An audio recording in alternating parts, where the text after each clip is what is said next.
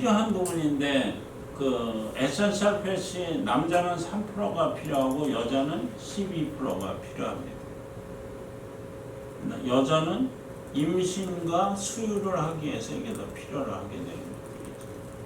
근데 에센셜 팻, 필수 지방산이라고 하는 거, 우리가 필수자가 붙는 것은 오메가3와 오메가6라고 얘기를 하고 있었죠. 근데 오메가3와 오메가 여러분들이 여성분들이 오메가3와 오메가6를 많이 복용하고 있나요? 식이에서 오메가6는 많이 복용이 돼요. 필수 지방산은 내 몸 외부로부터 들어와야 되는데 그것이 제대로 안 된다는 얘기야. 우리가 나머지 non-essential 스토레이지 팻은 포화지방산인데 이것은 우리 몸속에서 만들어집니다. 12%, 15% 하는 것들은 만들어지게 되는 거죠. 살이 찌게 되는 것은 주로 스토레이지 팻, 이 부분에서 살이 찌게 되는 것이 이 부분은 아니라는 얘기죠. 그래서 교과서에 나와져 있는 게 바디 팻 중에 남자, 여자 해가지고 차이가 이만큼 차이가 있다라는 거, 3%, 12% 있다라고 하는 것은 교과서에 나와져 있는 거거든요. 근데 이것이 제대로 있는지 없는지를 판단하고 여러분들이 질병을 치료해야 되는데 이런 것들은 그냥 내버려 두고 질병을 치료하다 보니까 안 맞아 들어가는 거죠.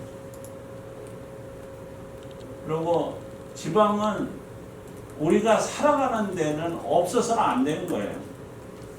살기 위해서는 꼭 필요한 것들인데 지방의 특성은 가볍습니다.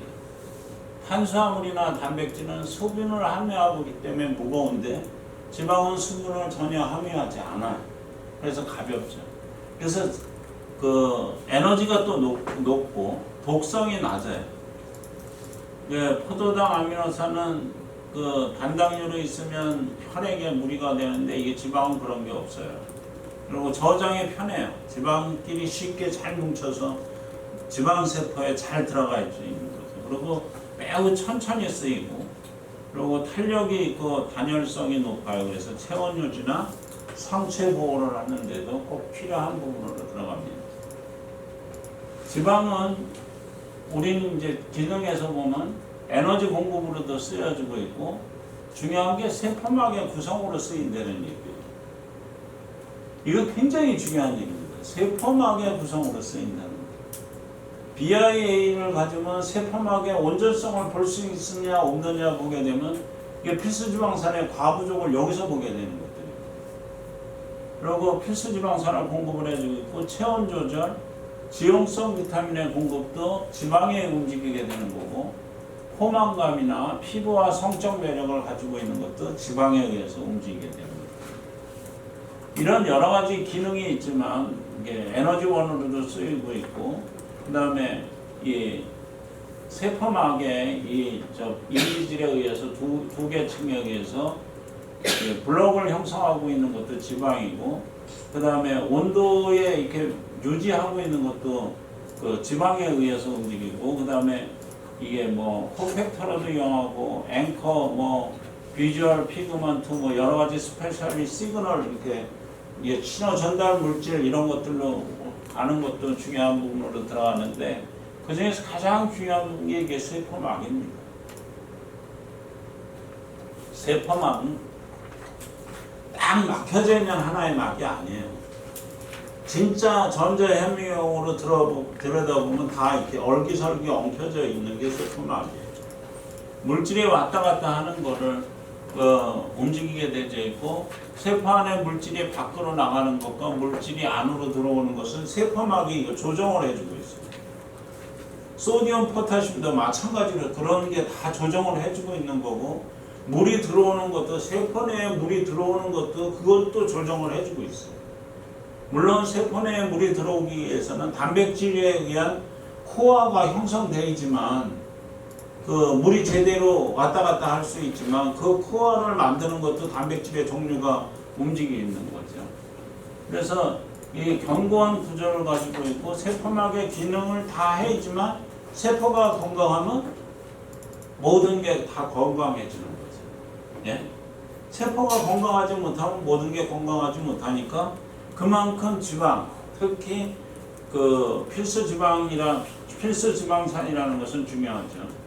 그 다음에 이중층으로 만들어서 이 기능을 가지고 있고, 그 다음에 이게 회전운동과 측면, 이게 가만히 있는 게 아니에요. 지방이 이게 왔다 갔다 움직여요. 움직이는데 그 움직이게 하는 게 오메가3하고 오메가6라는 거예요.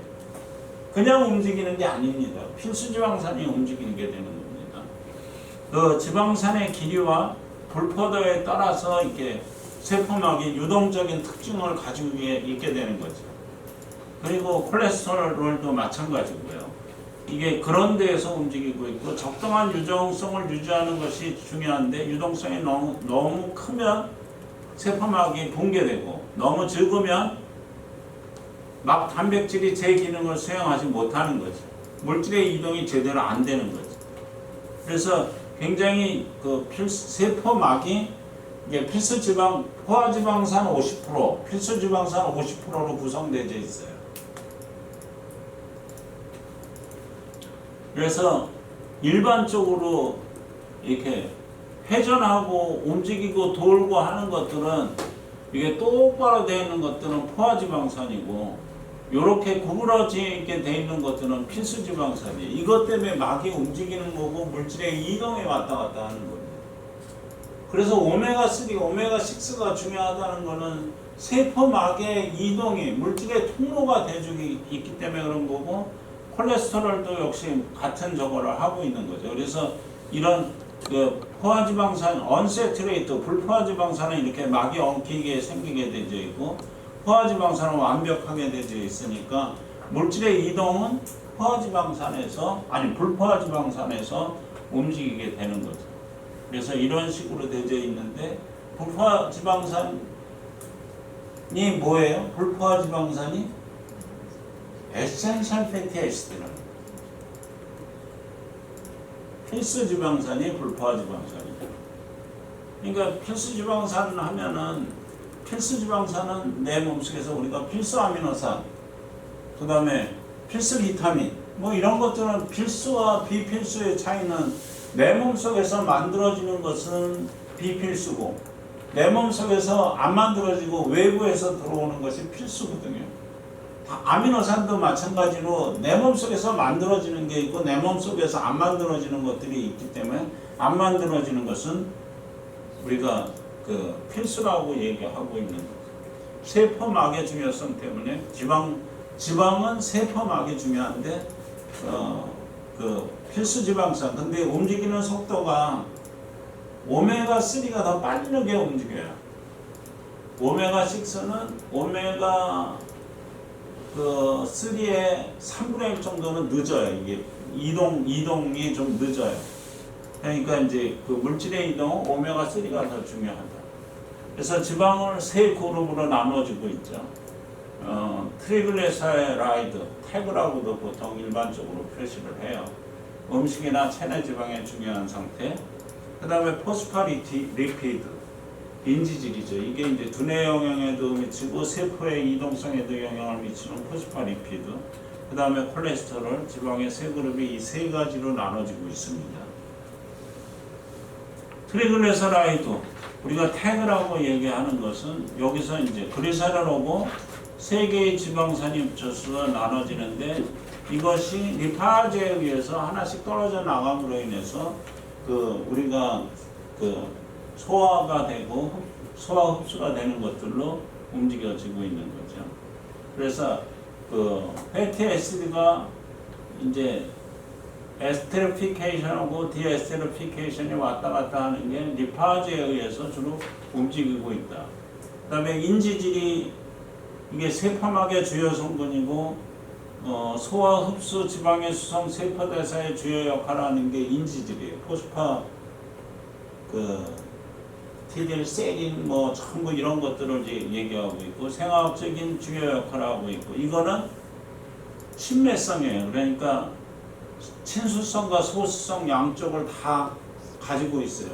그러니까 접촉이 물적으로 접촉하는 거고 안 접촉하는 거고 다 그렇게 같이 움직인다라는 얘기죠.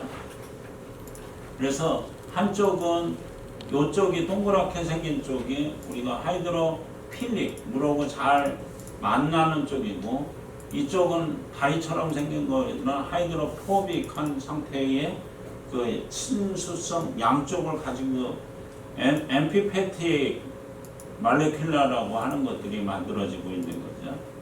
그래서 그 그림은 이런 식으로 이렇게 두 가지로다가 여기 포스파리피드 세포막을 구성을 하는 것으로 되어 있고요. 그 다음에 이거 양쪽 친수성을 가지고 있으니까 이게 물과 기름이 어떻게 섞이느냐 하는 거는 이멀저 파이어라고 해가지고 요렇게 이제 여기는 친수성이잖아요. 여기는 소수성이고 기름을 이렇게 싸주니까 여기는 물하고 또 같은 물과 섭해질 수 있는 부분이거든요. 그래서 이런 식으로다가 오일과 물이 이런 식으로 섞여져 들어가는 것들이 이멀지피케이션이라고 얘기를 하고 있는데, 이게 인지질 때문에 가능하다는 얘기고, 인지질은 필수지방산으로 들어가는 것들이죠. 포스파리피드의 구조가 이게 그 포스파리파즈 A1, A1, B, A2, B 이게 SN1하고 SN2에 어떤 것이 주로 붙느냐에 따라서 이게 세린이 되느냐 뭐 이런 식으로 다 이렇게 포스파티들의 인지질의 구조가 바뀌어 나가는 것으로다가 되어져 있는 것들입니다. 그래서 포스파리피드의 인지질의 중요성은 세포막을 이루고 있는 기본 성분이 인지질이고, 지방산과 글리세롤 두 층으로 나눠져 있고, 형태 SN1과 SN2에 뭐가 붙느냐에 따라서 콜린, 이너시톨, 에탄올라민, 세린 이런 식으로다가 그 명칭이 주어진다는 얘기입니다.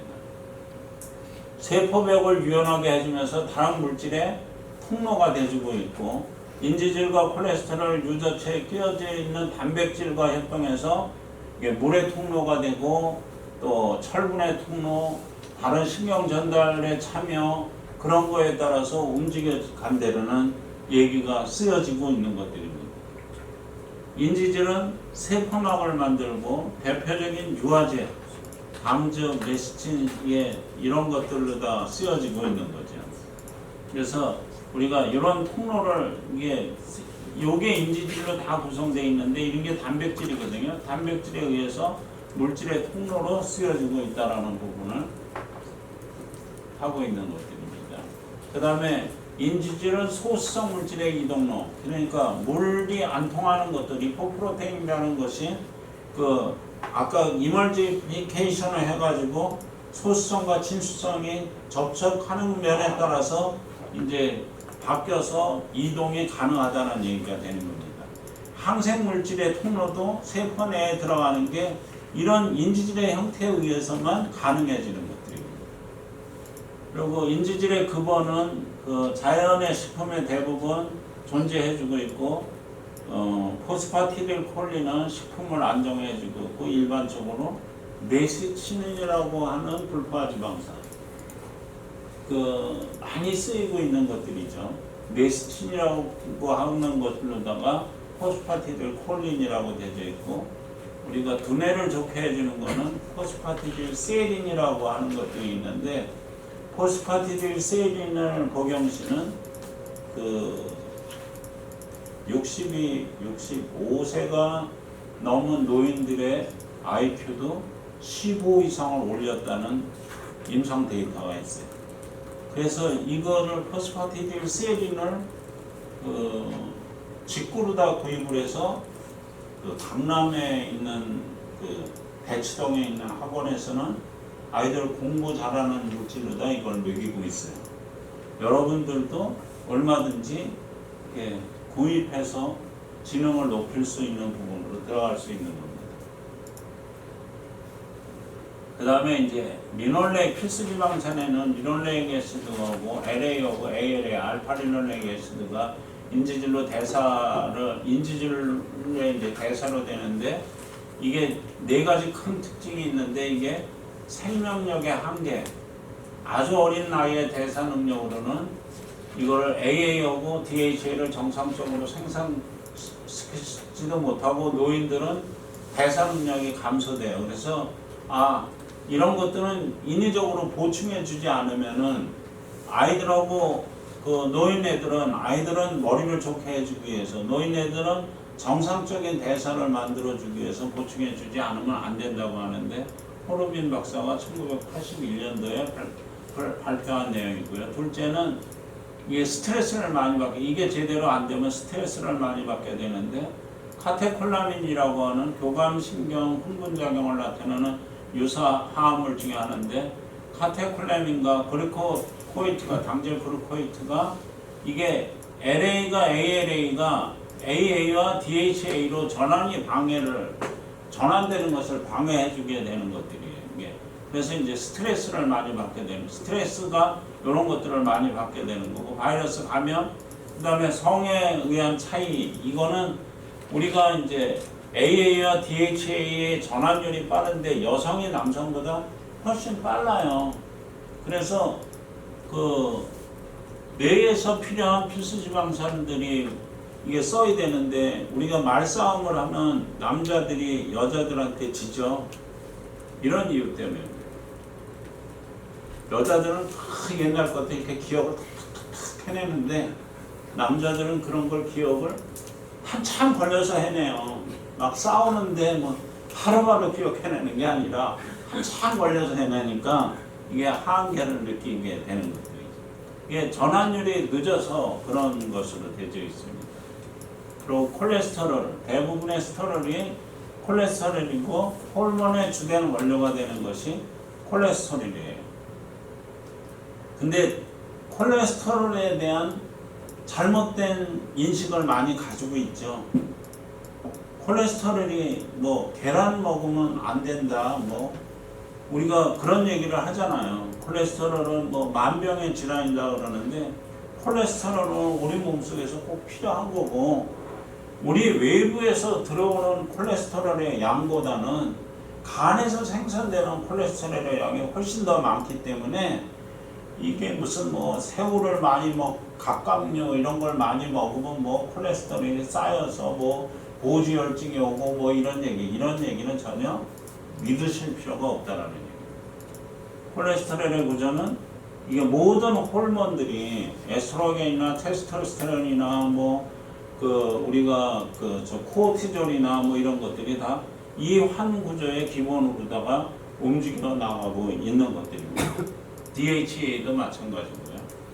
비타민보다 중요한 역할을 하고 있고, 콜레스테롤은 지방의 물질이지만 조절 물질의 근본 물질이다. 조절 물질이 뭐예요? 호르몬이잖아요. 호르몬의 근본 물질이다. 그리고 콜레스테롤의 기능은 아까도 세포막의 구성 성분으로 쓰여진다라고 얘기했죠. 토가성이나 신호전달 등을 조절해주고, 호르몬의 원료가 되고, 또 이게 콜레스테롤이 담즙산의 원료가 돼요. 지질을 유화시켜서 그 흡수를 돕는 것도. 그 다음에 비타민 D를 비타민이라고도 얘기하고 있지만 호르몬이라고도 얘기하고 있는 게 비타민 콜레스테롤이 주 원료가 되기 때문에 그렇습니다. 그 다음에 지용성 비타민의 흡수를 돕게 되는 것들도 콜레스테롤에 의해서 돕게 되는 것들입니다. 그래서 콜레스테롤의 수치가 뭐 너무 높다 뭐 이런 거는 별로 신경을 쓰지 않으셔도 됩니다. 콜레스테롤은 육류품에 존재하고 식물에는